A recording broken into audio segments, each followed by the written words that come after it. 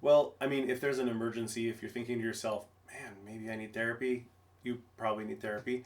But you also don't want to look at it as just something like an emergency room where you go and there's some kind of catastrophe. Like, you don't need an oil change every 3 months, but it's good to make sure that everything's functioning well. So I say if a person feels like something's missing, if they just know that life should be better than this, like I should be happier, then it's probably a good time to check in.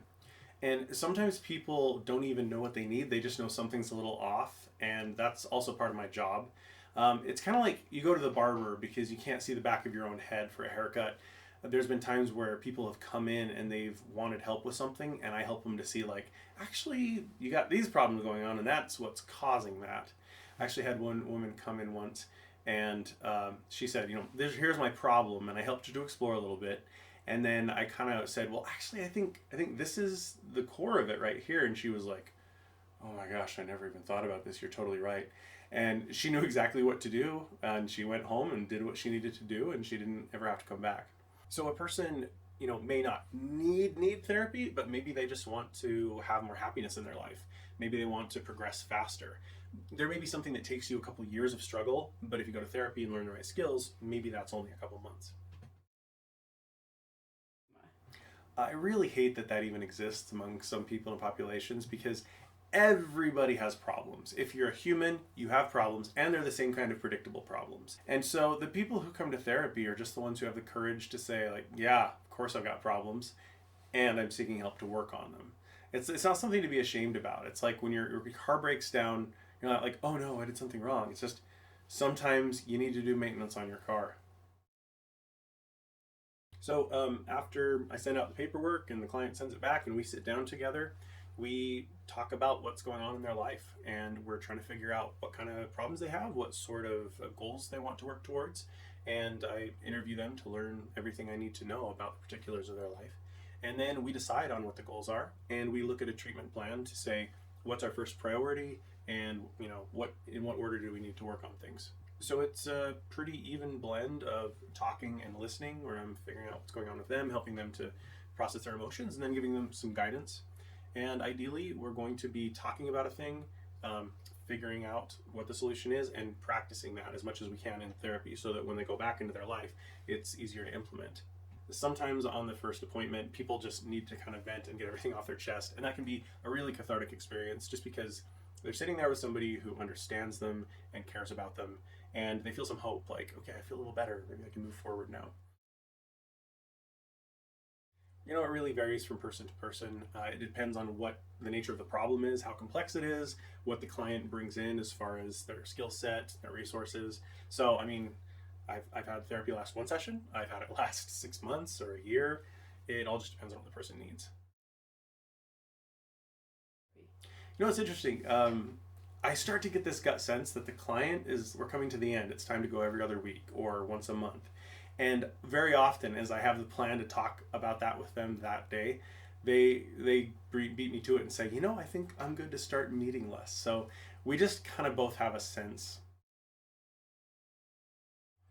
You can go out and mow the lawn, and if you go over a dandelion every week, it'll just keep growing back if you don't do something about the roots. And so, with my clients, I'm always trying to look for those deeper roots that are the cause of their other problems because very often the symptoms they're experiencing in their life are just outgrowths of those roots. So, I'm trying to figure out those core driving factors where if we just change that one thing, we can transform everything else. So I'm also trying to look at the big picture to understand the person from all the different angles because it's not just like a psychological thing. People's problems are kind of embedded in the context of their life. Maybe they've got a really difficult boss or they have a relationship that is causing them some problems. So I'm trying to understand them on a mental level, an emotional level, a relationship level, a sociological one, so that we can give them the most comprehensive and holistic treatment plan. So I've noticed that each treatment modality, each school of therapy kind of has their own strengths. And I like to take the best of what works from each and blend them together. I don't strictly stick to one thing because people need cognitive behavioral skills. I think there's also a lot of emotional skills that need to be worked with. So I do a lot of mindfulness practice and mind body awareness.